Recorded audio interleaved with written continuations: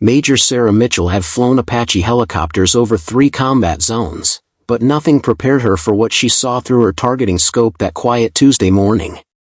Below, the peaceful border town of Clearwater went about its morning routine, children walking to school, shopkeepers opening their doors, elderly couples sipping coffee on front porches. They had no idea that in 6 hours, everything would change forever.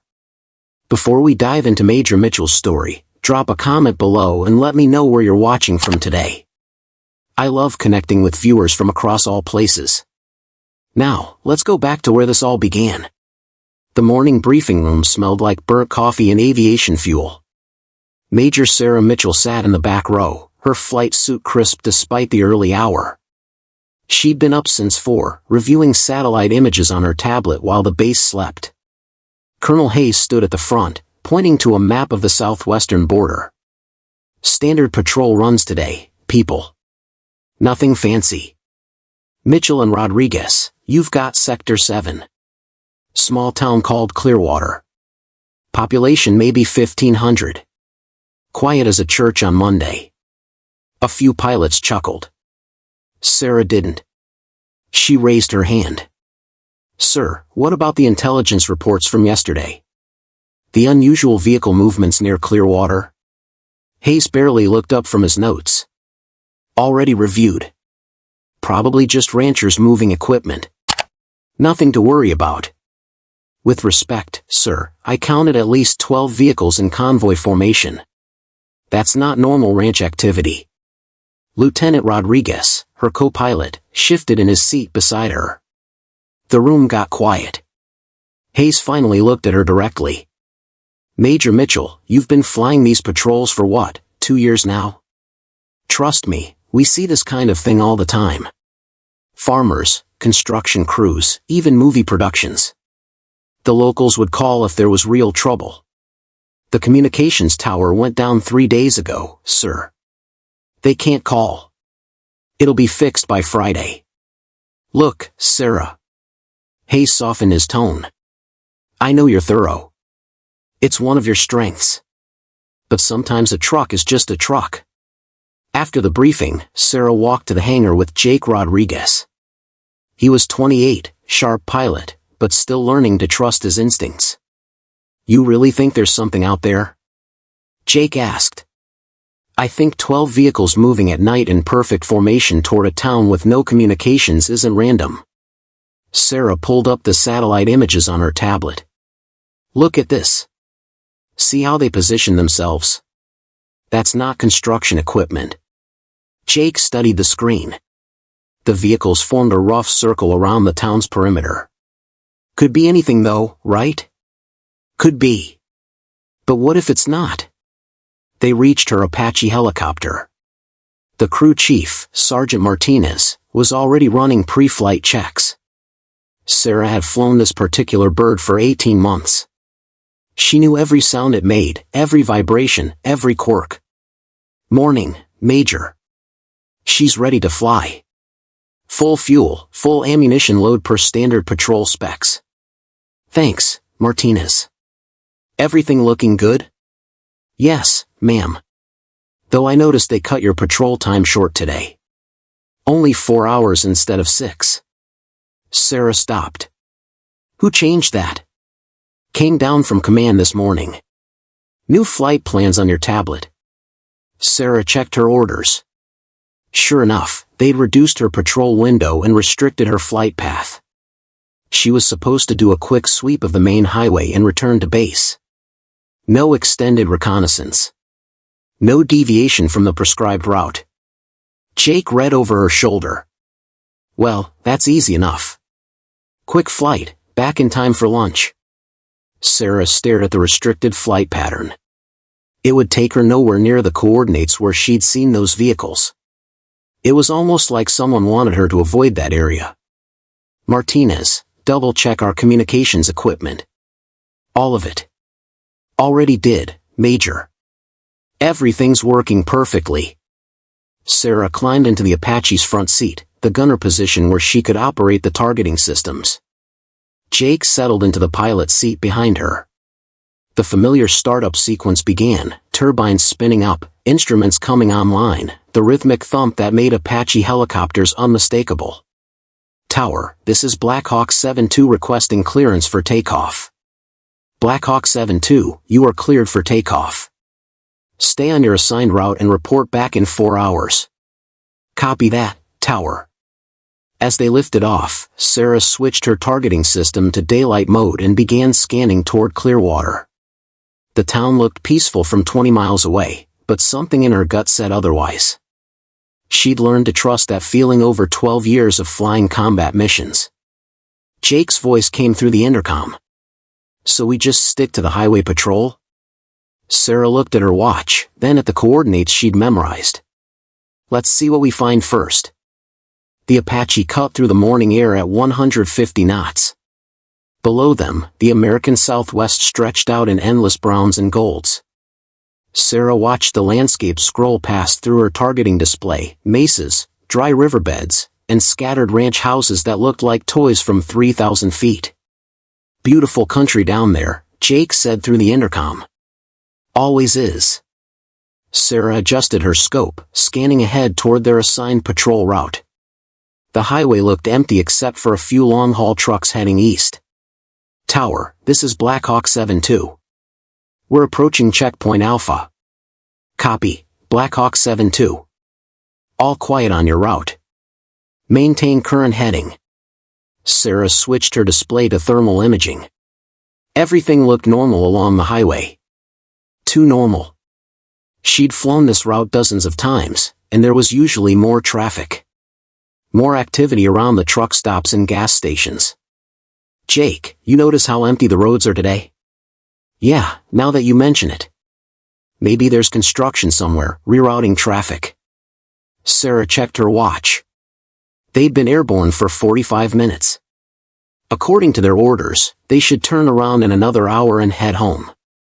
But Clearwater was only 20 minutes northwest of their current position. Close enough to see, if they happened to drift off course. Control, this is 7-2. We're showing some unusual radio interference. Going to adjust heading slightly to improve communications. There was a pause. 7-2, maintain your assigned route. Copy. Just a minor adjustment for better signal strength. Sarah banked the Apache northwest. Jake didn't say anything, but she felt the slight tension through the aircraft controls. He knew they were deviating from orders.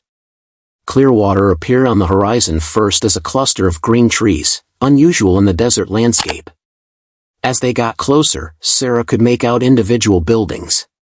The town sat in a valley with hills on 3 sides, natural protection that also made it isolated. Looks peaceful enough, Jake said. Sarah switched to maximum magnification on her targeting system. The main street ran north to south through the center of town. She could see people walking on sidewalks, cars parked at the grocery store, kids playing in a small park. Normal small-town life. But something was wrong with the edges. Jake, take us up another 1,000 feet and hold position. I need to look at something. The Apache climbed and entered a slow orbit around the valley. Sarah methodically scanned the hills surrounding Clearwater. At first, everything looked normal. Desert scrub, rock outcroppings, a few dirt roads leading to nowhere. Then she saw them. There. Sarah's voice was steady, but Jake heard the change in tone. What is it? Vehicles. Hidden in the tree line on the south ridge. Count them. Jake looked through his own scope. I see 4. No, 5. They're covered with camouflage netting. Look north. Jake adjusted his view. 3 more. Maybe 4. Hard to tell with the brush. Sarah continued her systematic scan. East Ridge, 2 vehicles. West Ridge, at least 3 more. They were positioned in a rough circle around the town, hidden but with clear sight lines to all the main roads. That's not ranchers moving equipment, Sarah said. No. That's not ranchers at all. Sarah photographed each position with her targeting system, building a tactical picture. Whoever was out there had chosen their spots carefully. They could control every way in and out of Clearwater. The town was effectively surrounded, and the people below had no idea. Control, this is Black Hawk 7-2. We have possible tactical vehicles in positions around Clearwater. Requesting permission to investigate. The response came back immediately. Negative, 7-2. Return to your assigned patrol route. Control, we have visual confirmation of at least 15 vehicles in concealed positions overlooking a civilian population center. 7-2, you are ordered to return to your assigned route immediately. Acknowledge. Sarah looked at her fuel gauge. They had enough for another 2 hours of flight time. She looked at her watch. Command expected them back in 3 hours. She looked at the town below, where a few hundred American citizens were going about their daily lives with no idea what was gathering around them. Jake's voice was quiet. Sarah, what do you want to do? Sarah switched off her radio to command frequency, keeping only the local air traffic control active. The silence in her headset felt heavy. We're going to find out what those vehicles are doing here. Even if it means disobeying direct orders. Sarah adjusted her targeting scope, focusing on the largest concentration of hidden vehicles. Through the scope, she could see movement. People. Equipment. This wasn't some training exercise or construction project. Especially then. Sarah switched her radio back to command frequency. Static filled her headset for a moment before the signal cleared. Control, this is Black Hawk 7-2. I need to speak with Colonel Hayes immediately. 7-2, Colonel Hayes is in meetings. State your situation. We have 15 to 20 vehicles in tactical positions surrounding the civilian town of Clearwater. This is not normal activity. I need permission to investigate further. The pause lasted almost 30 seconds. When the voice came back, it was Colonel Hayes himself. Mitchell, what part of return to your assigned route didn't you understand? Sir, I'm looking at what appears to be a coordinated military-style positioning around an American town. These aren't ranchers or construction workers. Major, you are speculating. Return to base immediately. Colonel, I'm sending you the photographs now. Sarah transmitted the targeting system images. Look at the positioning. Look at the coordination. This is deliberate. Another long pause. Sarah could hear radio chatter in the background at base operations. Mitchell, I've reviewed your photographs. Could be anything. Hunting party, film crew, government surveyors. You're seeing threats where there aren't any. Jake's voice came through the intercom on their private channel. Sarah, my career can't take this. I've got a family. Sarah understood. Jake was a good pilot, but he was young. He had everything to lose and 20 years left to serve. She'd already put in 12 years. She'd made major. Her career could survive one black mark if she was wrong. But what if she was right? Sir, Sarah continued on command frequency, the communications tower serving Clearwater has been down for 3 days. If there's trouble, these people have no way to call for help. The tower will be repaired by Friday. Mitchell, you are directly disobeying orders. Return to base now, or face disciplinary action. Sarah looked through her scope again. In the town below, she watched an elderly man walking his dog down Main Street. A woman was hanging laundry in her backyard. 3 kids were riding bicycles near the school. Jake, she said on intercom. My grandmother lived in a town just like this one. Peaceful. Quiet. Everyone knew everyone.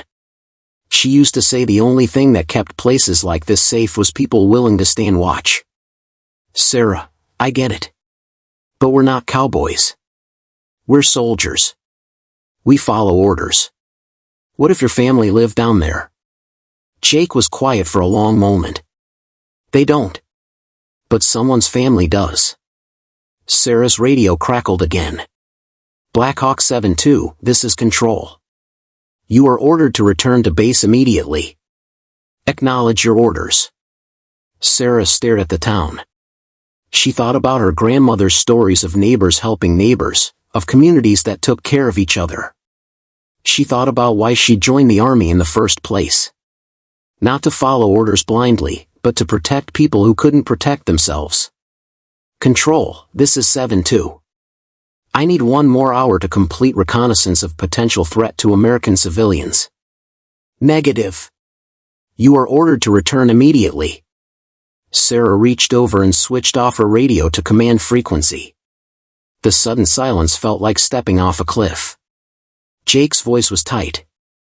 Sarah, you just ended your career. Maybe. Or maybe I just started doing my job right. They'll court-martial you for this. They might. But if something happens to those people down there, and we could have prevented it, how do we live with that?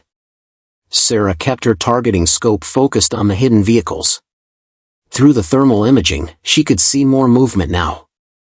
People moving between positions. Equipment being adjusted. Whatever this was, it was active. Look, Jake. I'm not asking you to ruin your career for this. Take us back to base. Report what you saw. Tell them I forced you to stay longer than ordered. You're serious about staying?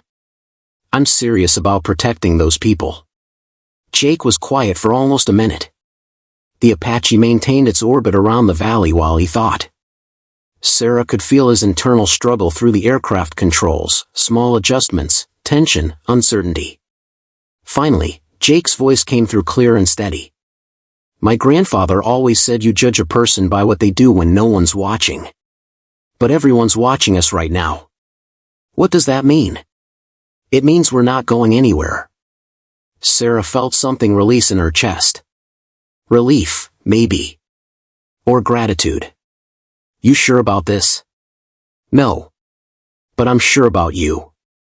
Sarah switched her radio to local emergency frequencies and tried to reach someone in Clearwater.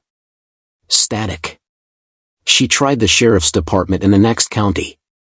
More static. The communication blackout was real. Jake, something's going to happen here today. I can feel it. Then we better be ready. Sarah adjusted her targeting scope to maximum magnification. The hidden vehicles were more active now. She counted at least 23, maybe more. Men in tactical gear moved between positions, setting up what looked like communication equipment. Jake, take us higher. I want to map all their positions. The Apache climbed to 4,000 feet. From here, Sarah could see the entire tactical picture.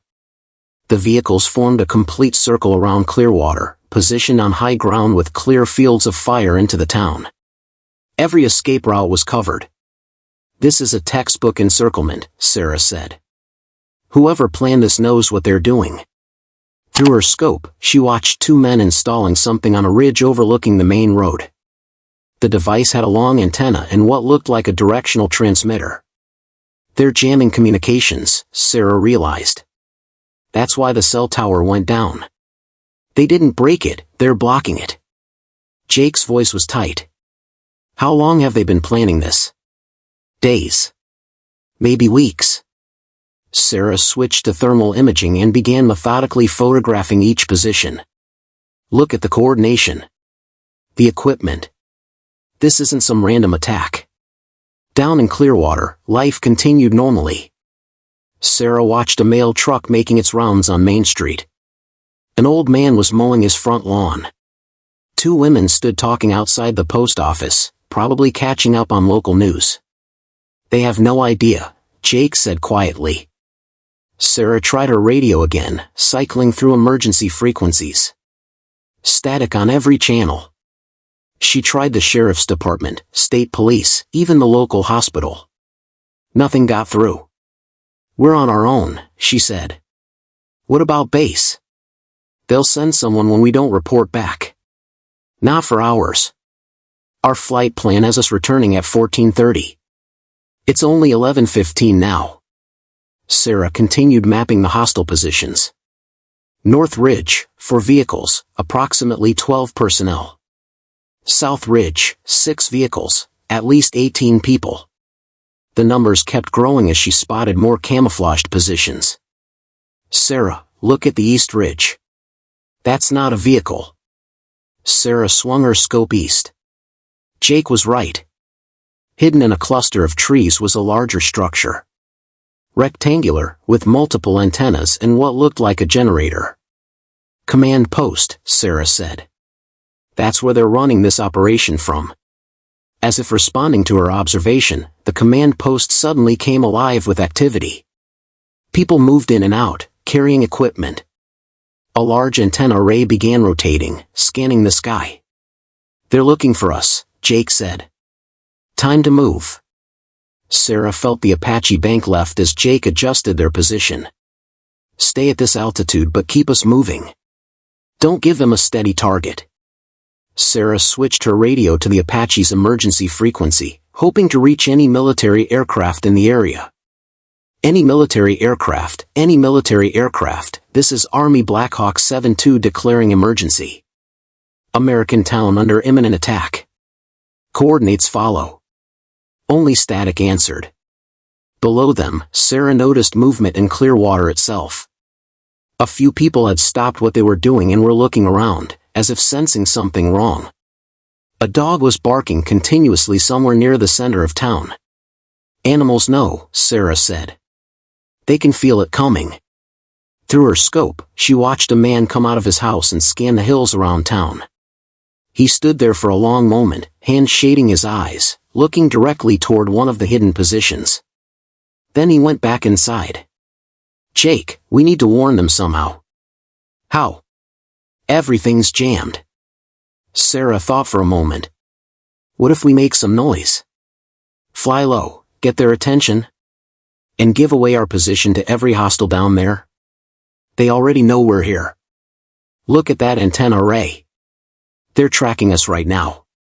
Jake was quiet while he considered this. The Apache continued its wide orbit of the valley, staying high enough to avoid small arms fire but close enough for detailed observation.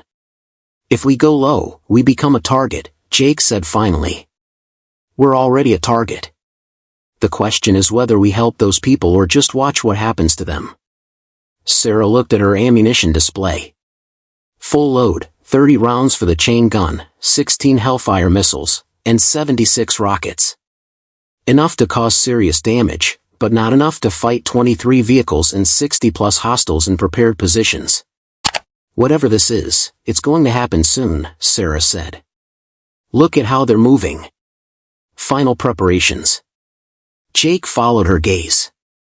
The tactical teams were taking positions, checking equipment, getting ready. It had the feel of something about to begin. Sarah, the sun's getting low. She looked west. The sun was dropping toward the horizon, casting long shadows across the desert. In another hour, it would be dark. They're waiting for nightfall, Sarah realized. Night attack. Hit them when they're asleep, when they can't see what's coming. Below them, Clearwater looked peaceful in the afternoon light. Smoke rose from a few chimneys. Kids played in yards. An American flag hung motionless in front of the post office. There's no backup coming, is there? Jake asked. Sarah checked her fuel gauge. 2 hours of flight time remaining. She looked at the gathering hostile forces, then at the innocent town below. We are the backup. The first explosion came at sunset. Sarah saw the flash on the south ridge through her targeting scope. A second later, the sound reached them, a deep boom that echoed across the valley. Contact. South ridge. They're moving. Jake immediately banked the Apache toward the sound. Through her scope, Sarah watched vehicles emerge from their hiding places, headlights cutting through the gathering dusk as they raced down the hillside toward Clearwater. I count 6 vehicles on the move. Armed personnel in the backs. The town's peaceful evening was shattered. Dogs started barking everywhere. Lights came on in houses. People stepped onto their porches, looking around in confusion. Sarah, North Ridge is moving too. More vehicles, more headlights streaming down toward the town from 3 different directions. Sarah's mind processed the tactical picture instantly. Classic pincer movement. Hit from multiple angles, overwhelm any defense, control the population quickly. Jake, take us in. Low and fast. We need to break up their attack formation. Copy that. The Apache dove toward the lead group of vehicles. Sarah armed her chain gun and switched to thermal targeting. The trucks were racing down a dirt road toward Main Street, maybe 2 minutes from reaching the edge of town. Engaging lead vehicle. Sarah squeezed the trigger. The Apache's chain gun erupted in a burst of fire. 30mm rounds tore into the ground in front of the lead truck, sending up explosions of dirt and rock. The truck swerved hard right and rolled, throwing armed men into the desert. Direct hit. Vehicle down. But there were more coming. Sarah counted at least 4 more trucks in the convoy, still racing toward town. People in Clearwater were running now. She could see families evacuating houses, heading for the center of town. Jake, swing us around to the east approach. More vehicles coming in.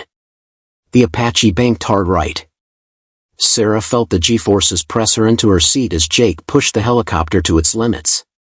Through her scope, she saw another convoy approaching from the east, 3 trucks full of armed men. I'm putting a Hellfire into the lead truck. Copy. Hellfire armed and ready. Sarah locked her targeting system onto the front vehicle. The laser painted the target while the missile armed itself. Missile away. The Hellfire streaked through the darkening sky and struck the truck dead center. The explosion lit up the desert, sending debris flying in all directions. The 2 remaining trucks scattered, their drivers clearly shaken. Good hit. But they're regrouping. Through her scope, Sarah watched the surviving trucks take defensive positions behind rock outcroppings.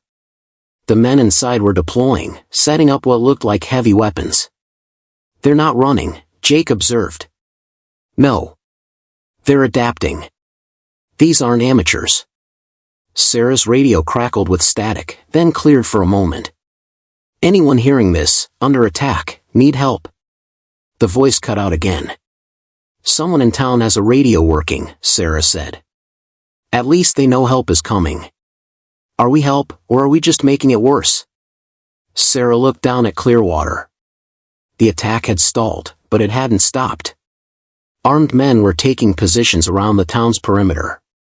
She could see muzzle flashes from small arms fire. People were trapped in their homes. We're what they've got. A new threat appeared on Sarah's scope. Jake, missile launch from the command post. I see it.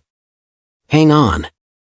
The Apache rolled hard left just as a surface-to-air missile streaked past them. The heat signature on Sarah's thermal display showed how close it had come. They've got SAMs. We can't stay up here much longer. Then we better make every shot count. Sarah spotted a group of armed men setting up a heavy machine gun position near the town's water tower. From there, they could control the main street and prevent any evacuation. Target at the water tower. I'm going in with rockets. Copy. Rockets armed.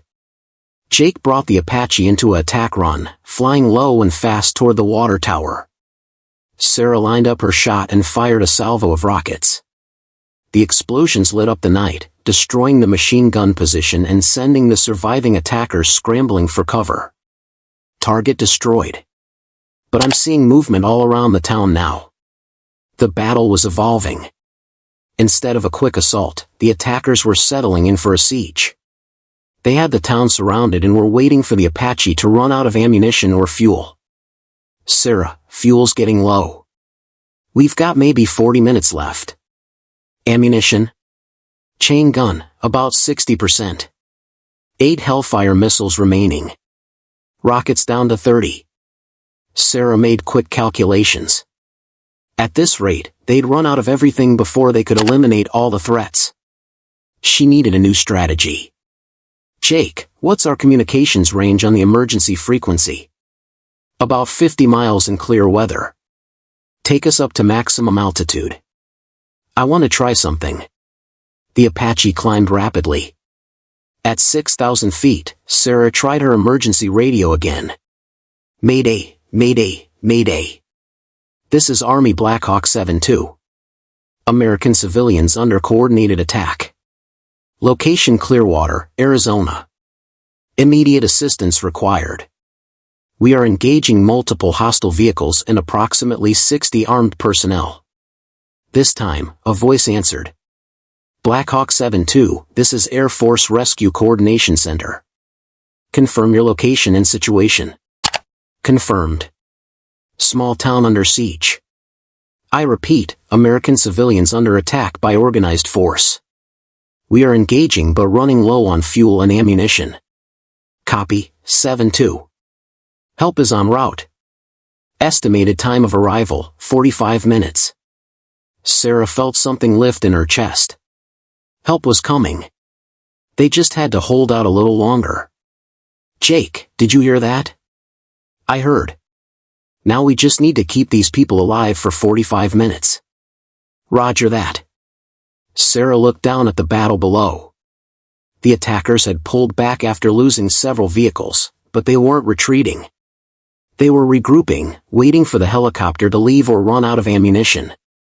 They don't know help is coming, Sarah realized. They think we're alone. What are you thinking? I'm thinking we make them believe we've got a lot more firepower than we do. Sarah switched her targeting system to its loudest setting and began painting targets all around the perimeter. The laser designators would be visible to anyone with night vision equipment. She fired single rockets at empty positions, creating the impression of multiple Apache helicopters engaging from different directions. Psychological warfare, Jake said approvingly. Whatever works. The strategy seemed to be effective. The attackers were becoming more cautious, spreading out further, taking longer to coordinate their movements. Time was on Sarah and Jake's side now. But the fuel gauge kept dropping. Sarah, we're at 30 minutes of flight time. If help doesn't show up soon. It will. Through her scope, Sarah watched the people of Clearwater. Many had gathered in the church at the center of town, the safest building with its stone walls. Others had barricaded themselves in the school. They were scared, but they were organized. Small-town people taking care of each other. A new group of vehicles appeared on Sarah's scope, approaching from the west. But something was different about these. Jake, check out the western approach. I see them. But look at their formation. Sarah studied the new arrivals. Military vehicles. Moving in coordinated formation. Flying American flags. That's not more attackers. That's our backup. The first wave of rescue forces was arriving early. Sarah could see Apache helicopters in the distance, their navigation lights visible against the night sky. This is about to get very interesting, Jake said. Sarah looked at the town below, then at the scattered hostile forces, then at the approaching military convoy. After hours of desperate defense, the odds were finally shifting. Time to finish this. The rescue convoy hit the hostile forces like thunder. Sarah watched through her targeting scope as 3 more Apache helicopters swept in from the east, their chain guns lighting up the night. F-16 fighter jets screamed overhead, their presence alone enough to scatter the remaining attackers into the desert. Black Hawk 7-2, this is Rescue Flight Leader. We've got your 6. Stand down and let us finish this. Sarah wanted to argue, to stay and see it through, but Jake was already turning them toward a safe distance. Their fuel gauge showed 15 minutes remaining. Barely enough to make it back to base. Copy, Rescue Leader. Black Hawk 7-2 standing down. Within minutes, it was over. The coordinated attack that had taken weeks to plan fell apart in the face of superior firepower and air support. Sarah counted at least 30 prisoners being rounded up by ground forces that had moved in behind the air assault. Control, this is Black Hawk 7-2 requesting emergency landing clearance. We are critically low on fuel. 7-2, you are cleared for immediate landing. Medical and debrief teams standing by. The flight back to base passed in exhausted silence. Sarah's hands were steady on her controls, but she could feel the adrenaline wearing off. In its place came the reality of what they'd just done. What it might cost them. Jake, you okay? Ask me tomorrow. You? Sarah looked back toward Clearwater, now lit up with rescue lights and medical helicopters. I'm good. They landed with fumes in the fuel tank. As the Apache's turbines wound down, Sarah saw Colonel Hayes waiting on the tarmac with 2 MPs and what looked like the base commander. Here we go, Jake muttered. They climbed out of the helicopter and walked toward the waiting officers. Sarah's flight suit was soaked with sweat, her helmet heavy in her hands. She felt like she'd aged 10 years in one day. Colonel Hayes spoke first. Major Mitchell, Lieutenant Rodriguez, you are both confined to quarters pending investigation. You directly disobeyed orders and engaged in unauthorized combat operations. Sarah nodded. She'd expected this. Yes, sir. However, Hayes continued, and something in his tone made Sarah look up. Before we discuss your breach of protocol, I think you should know what we found at Clearwater. The base commander, Colonel Williams, stepped forward. Sarah had never spoken to him directly, but she'd seen him around the base. He was old-school military, the kind of officer who'd earned his rank in combat. Major, the prisoners we captured tonight were part of an organized domestic terrorism cell. They'd been planning this attack for months. Their target was the entire population of Clearwater, over 1,500 American citizens. Sarah felt something cold in her stomach. Sir? Their plan was to take hostages and make demands. When those demands weren't met. Williams paused. Let's just say your actions tonight saved a lot of lives. Jake spoke up. What kind of demands, sir? The kind that would have made national news. The kind that would have changed everything. Williams looked directly at Sarah. The FBI found detailed plans in their command post. Maps, timing, equipment lists. This wasn't some random attack. This was terrorism on American soil. Hayes added, the communication jamming, the coordinated positioning, the tactical equipment, it was all planned to maximize casualties and media impact. Sarah thought about the families she'd seen through her targeting scope. The children playing in the park. The elderly man walking his dog. All of them would have been caught in the middle of something they never could have imagined. The question now, Williams said, is what to do about 2 officers who saved hundreds of lives by disobeying direct orders. 3 weeks later, Sarah stood in the base auditorium wearing her dress uniform. The ceremony was small, just base personnel and a few officials from Washington. But in the front row sat 12 people from Clearwater, including the mayor and the man she'd watched walking his dog that morning. Major Sarah Mitchell, the presenter announced, for extraordinary heroism in the face of a terrorist threat to American civilians, for tactical excellence under extreme conditions, and for upholding the highest traditions of military service, you are hereby awarded the Distinguished Flying Cross. The applause was thunderous. As Sarah shook hands with the general presenting the award, she saw Jake in the audience, also in dress uniform, also wearing a new decoration on his chest. After the ceremony, the mayor of Clearwater approached her. He was in his 70s, with weathered hands and kind eyes. Major, I wanted to thank you personally. My granddaughter was playing in that park when you first flew over. She's 8 years old. Sarah didn't know what to say. Just doing my job, sir. No, ma'am. You were doing what was right. There's a difference. Later, Sarah walked out to the flight line where her Apache sat ready for the next mission. The desert sunset painted the mountains in shades of gold and red. Jake found her there, looking out toward Clearwater. Any regrets? He asked. Sarah thought about it. About the investigation, the uncertainty, the risk to both their careers. About the choice between following orders and protecting people. No, she said finally. None. Good. Because I just got word. They're expanding our patrol sector. Sarah smiled. Oh yeah? Yeah. New mission parameters. They want us to use our own judgment on what constitutes a threat to civilian populations. Sarah looked at the Apache, then back toward the town they'd defended. An American flag flew in front of the base operations center, moving gently in the evening breeze. Sounds like they're finally learning to trust the people in the field. Took them long enough. Sarah climbed into her helicopter and started her pre-flight checklist. Tomorrow there would be another patrol, another chance to stand watch over the communities that made America worth defending. Some things were bigger than protocol. Some things were worth the risk. Ready to fly, Jake? Always. Major Sarah Mitchell's story reminds us that sometimes the hardest choices lead to the greatest victories. Her courage to stand against protocol when American lives were at stake represents the best of our military values. If this story moved you, please hit that like button and subscribe to our channel for more inspiring tales of American heroes. And I'd love to hear from you in the comments below. Have you ever had to make a difficult choice between following rules and doing what you knew was right? Share your thoughts with our community of patriots.